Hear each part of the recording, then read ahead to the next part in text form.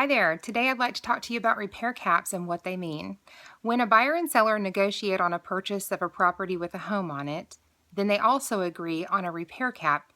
They're doing that in advance, and we really haven't done any inspections or know what's wrong with the house at that point, and so it's really just a stop-loss point for both the buyer and the seller.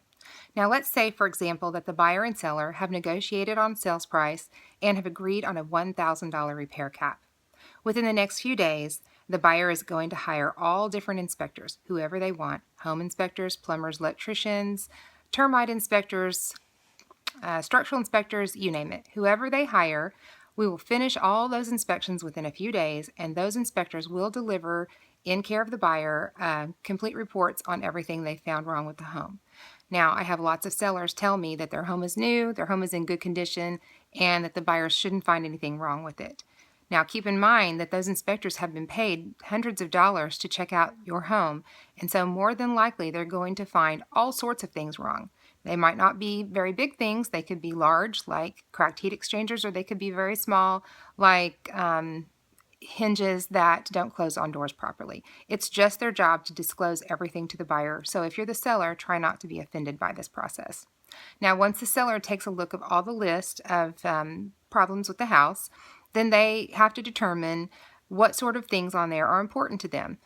Everybody has a unique personality, and some buyers will feel that just plumbing and electrical and maybe a few expensive repairs are important. But some buyers might feel that you should deliver the home in perfect condition and that everything on the list should be fixed. No matter what their negotiating style is, remember, if you are the seller, you've agreed to a $1,000 stop repair. So if the buyer sends you a list and you think that is definitely going to exceed $1,000, then you have the right to hire or call out a handyman or whoever you need to give you some sort of estimates on how much it's going to cost.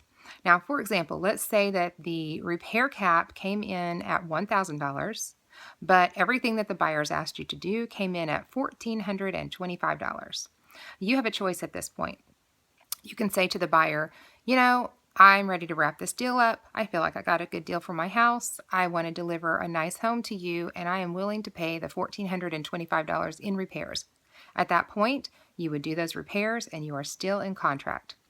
Now, let's say that you have said, I think $1,000 was generous enough, and I think some of the repairs on there are unnecessary, and so I am only willing to do $1,000. And then you can show them the invoices, and the buyers can choose which repairs they want, and then you're both in contract and they're proceeding with the purchase. The other alternative is that the buyer can say, I really do want you to do all the repairs, and if you're not willing to do all the repairs, I am backing out of the contract. This is a second negotiation point where the buyer and seller may choose to renegotiate with each other, or the buyer and seller may choose to cancel the contract and the buyer receives their earnest money back. I hope that explains repair caps and how they work, and please tune in to my video blogs for more information on home purchasing in Oklahoma.